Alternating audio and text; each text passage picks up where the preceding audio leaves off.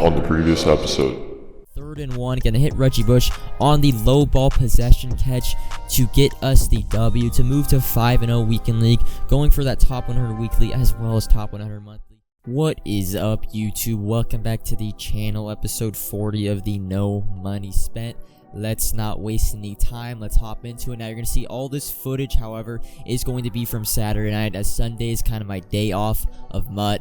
Watch NFL games. I'm recording this commentary in between the first slate and second slate of NFL games. But looking into the heavyweights that I sold overnight, all these cards are going to end up selling. Conklin's are going to sell both for 159, and then the Spains and Williams that go for like 91 to 92K. We end up, after everything sold, we end up having, I think, in between 3.7 and 3.8 mil, so about 250-ish to 300K made just through Saturday. A couple hours of flipping or re-rolling heavyweights. Probably pulled about, I end up pulling usually, like, I'd say 20 to 30 a day, but 250K, I had much better luck in terms of getting sweats and Conklins on Friday now instead of on Saturday instead of Friday. But you're going to see we are going to go into an in-depth breakdown of the get a player pack method. You're going to see in the background speed up clips. I don't really want to show you all. We end up opening 100 packs just kind of for some data, some stats of how good the packs are, and this is going to be a perfect example of why I love the get a player pack method, because I basically pulled the absolute worst in terms of I pulled 0 power-ups in 100. Of course I get some power-ups in the exchange, but 0 power-ups in the actual 100 packs, as well as only 375 pluses. But the get a player mech, why I think it's so beneficial, and I think everyone should be like pulling 50 to 100 packs, like basically right before you get off, like, I don't know, maybe during Monday Night Football, just rip 100, rip 50, spend 25 to 50K. It's basically a risk-free way to get gold players, and gold players are going to almost double in price come Friday Team Diamonds if these sets stay the same.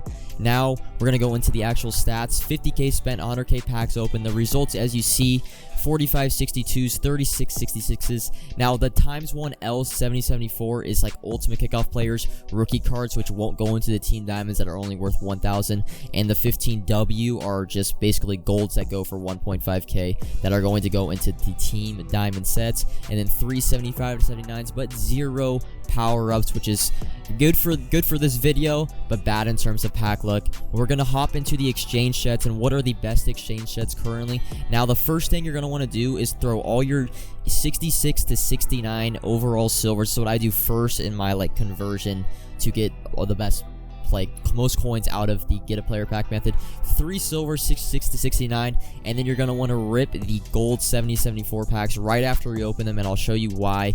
Because you're going to need basically those L70 to 74 cards. You're going to need one of them for each of this 74 to 79 superstar set. It takes 5, well, you're going to put in 5 62 to 65 overall players, basically the worst of the worst packs, and then 1 L70 to 74. Now, if you ran out of L's, you didn't pull enough for rookie cards or ultimate kickoff cards that go for 1,000, what I do is I sort 70 to 74, A to Z, and if I have any duplicates that are basically under 72 overall, I will throw them in the set, and so I don't have to spend too much time buying ultimate kickoff 70s for 1,000. But you're gonna see we're gonna rip the 12 70 to 74 overall gold players, and we're gonna pull, I think, 5 power-ups. But again, 5 power-ups we got, the most expensive one being Tyron Smith for 1.9K, ended up only being 6K total back with tax in the 5 power-ups that we pulled, and then we end up getting 9 total 74 to 79 overall superstar players, and I'll show you why this set is so. This set basically is your insurance in terms of you're gonna make back basically half your coins right off rip, because each of these players will sell for 3.5 to 4,000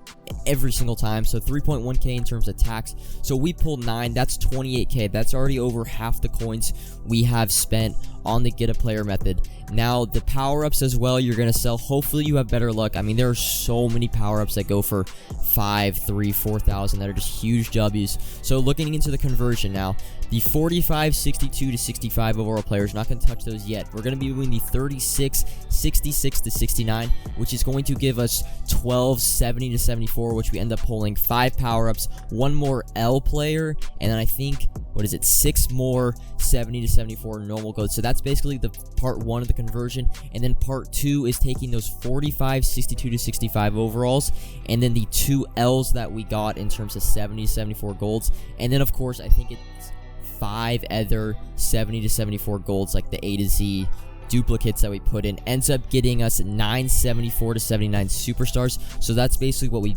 started with, and then what we finished with 14 74 golds, and 5 power-ups, 3 75s, and then 9 superstars. Now looking at the coin results of this is basically a no-risk method in terms of this. So the 74 golds are 21k after tax, but we really aren't going to sell those. We aren't touching those. Same with the 79 to 79 overalls. We're keeping those for Team Diamonds. Now the 5 power-ups are going to be 6k, and then these superstars are going to be 28k after tax. We pull 9, 3, 28k. So we end up getting back 34k, only spending 14k, and then we have the 17 golds that we now have. Now if you want profit, like straight away, you don't want to hold these for Team Diamonds, you can just sell the golds right away. The 70 to 74s go for 1.7k, and the 75 to 79 go for like 3.5 or something right now. So it's a guaranteed, you see 13.4k profit if I just sell all the golds right now, but we don't want to do that, and this is why.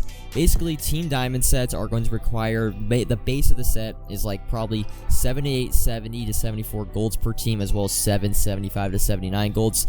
Now the golds last year in terms, the 74 overall golds went for, I think, anywhere from 2,000 to 2,500, and then the 75 to 79 golds went for basically every single card went for 5k or more, just because they're a little more rare in this set. People don't really want to list the 70, well, basically list gold players, so they're less common on the market. So that's why I'm holding my golds. I have about like a 150. I want to get more into that 250, 300k range, so I'm gonna be ripping basically 100 get a player packs every night before I go to bed, and then just list all these superstars and power-ups overnight, and hopefully they sell before I wake up in the morning. Now we're going to hop into some weekend league action. Remember, this is Saturday night. We are currently 5-0. We get a pick on the basically first play of the game, but on our kind of taking advantage of a turnover on our first drive, we get stuck in a 4th and inches. Our opponent was starting, he was just basically running man coverage, and he took away the running back, and then the deep, I had probably the deep post right on the break, waited a little bit, and Joey Galloway's not able to make the contested catch. So basically, we're going to restart. It's 0-0. Our opponent's first drive. Now, he does have Kyler Murray, but he's going to test the hard flats and Phillip Buchanan, one of my honestly favorite corners. I love how he plays the flats. I feel like he gets just really good catching animation. He's always in the right spot. I've never had issues of him like swatting a pass, dropping a pass, not playing his assigned coverage very well. Our opponent, though, is going to come back very, very, very fast. Sorry, a little sus, not gonna lie. But he's gonna come back right away. Now 7-0, 3 minutes left in the second quarter. 1st and goal. He's gonna roll out with Kyler Murray, and he was basically just another rollout demon in trips tight end. He is, however, gonna go for 2. I don't really agree with this at this point in the game. He doesn't get ball at half, I get ball at half, but he's gonna go for 2. Basically run verticals, tries at the tight end wheel route up the seam. We are going to take it for the 2-point conversion with Cam Chancellor, so we're gonna go up 3. So at this point, a touchdown makes it a 2-possession game, which is just huge. Really, we do get ball at half, so at this point, I should really just be clocking, playing for the last possession. We're a little greedy. I'm not that intimidated by this guy's offense. I kind of want him to get the ball back. I feel like he'll make a mistake before half. So we're going to finally hit Galloway on that post route against man coverage, throw it more on the break so he has more separation before the corner is able to chase him down. But again, just rolling out right, and more rolling out right. It's going to hit Allworth down to the 15-yard line, and this is a huge play. 3rd and 11. I send the dogs. He's 5 wide, and the last person I think he throw to, a track to Derrick Henry, and he gets down to 3, which basically he clocks the ball. You see 11 seconds left. We stop him on 3rd and goal. And on 4th and goal, Kyler Murray is going to get into the end zone on the QB sneak. I mean, that's a 50-50 play. I normally stop those. So 16-14, and our first possession out of half. You're going to see this. He's still in man coverage, but he base a line, and we're going to hit Calvin Johnson on that deep post with route technician. He's going to kill man coverage every single time on any type of deep post, deep corner with a route. The route technician kills man coverage on almost every route. 23-14, it's a 2-possession game. This guy was getting some lucky possession catch that could have been picked off, and then the bubble screen on the next play. Allworth gets in the end zone. He is going to go for 2 and get it. So it's 23-22. Now if I score a touchdown and get 7, it's still 1-possession game. Gonna hit a deep bomb again with man coverage. Joey Galloway, 94 speed with that 25 out of 25 bucks. The team beats Haynes over the top, and we're backed up by 8, but unfortunately he's going to drive right back down and get the 2-point conversion to tie it up at 30-30. But at this point, I only needed a couple first downs and we were going to be in field goal range, and that's all that's going to happen. Basically was checking down, scrambling with Zach Wilson, and we don't miss. I really pride myself on the ice kicks. I don't think I've, knock on wood for the rest of this week in the games, but I don't think I've ever missed an iced kick probably under 55 yards. We're going to hop into our second game. Now this ends up being a really weird game. 6-0 going to this game. We play Willie Peets. Now, I did recognize the name. I believe this player has gone top 100 before at like 17 or 18 wins, but it was going to be a very competitive game, and his defense was some hell, man. He was getting pressure. You're going to see off the left side right there. He was sending that blitz all game, and I was IDing left, sliding right, IDing right, or sliding right, IDing that exact player on the left, and we're going to get stuck in a 3rd and goal and throw an interception. Basically the worst start you can have when you start off with the balls. A long drive resulting in a turnover. Now our opponent on his first play, gun trips tight end, and I didn't even have a deep blue on the left side. I was basically mabling, and just my responsibility was that deep left or deep middle with Cam Chancellor. Wasn't able to get there back there in time. So right away we're down 7-0. 4th and 2. You're going to see I was running the ball a lot. Against 2-4-5 odd. It's basically like double A gap or whatever. 2-4-5 double A gap. But the run gaps are a lot wider since it's not, the middle linebackers aren't right next to the center. So you can run inside zone split, kills it. You're going to see 2nd and goal now. 33 seconds left. We're going to hit Reggie Bush on a table route, and he again is able to get in. It's basically been the theme of this weekend is those table routes and a couple of defenders just not making the tackles in the open field. But 3rd and 21 now. Our opponent had a chance with the ball back. All 3 timeouts. Got a sack on 1st down. He's going to end up punting now. 1st and 10. 3 seconds left in the half. He does get ball. We're just going to go into gun tight slots. Have 3 routes on the field. Just basically want to block the left side blitz. You're going to see he is going to send it as well. Not going to get too much pressure as I'm going to step up in the pocket with Zach Wilson. And this is why you get Gunslinger. The left wheel route, he was in cover 2 with 30-yard zone drops for those cloud flats. Devin Hester, the possession catch. And you talk about a swing of momentum. But the swinging of momentum is not done. A kickoff is either a return, a fumble, but I didn't think you'd expect this. The ball is going to stop at the 1-yard line, and Kyle Pitts is going to pick it up. And just like that, our opponent is out of this game, and that's going to be all for this episode. Been enjoying the daily no money spent content as well as the coin making videos. Don't be afraid to subscribe, like, and comment. Share this with your friends.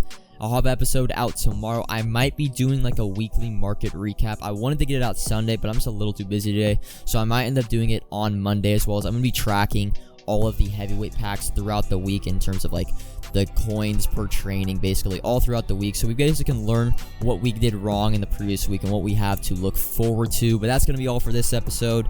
Like, subscribe, comment, and until next time, peace.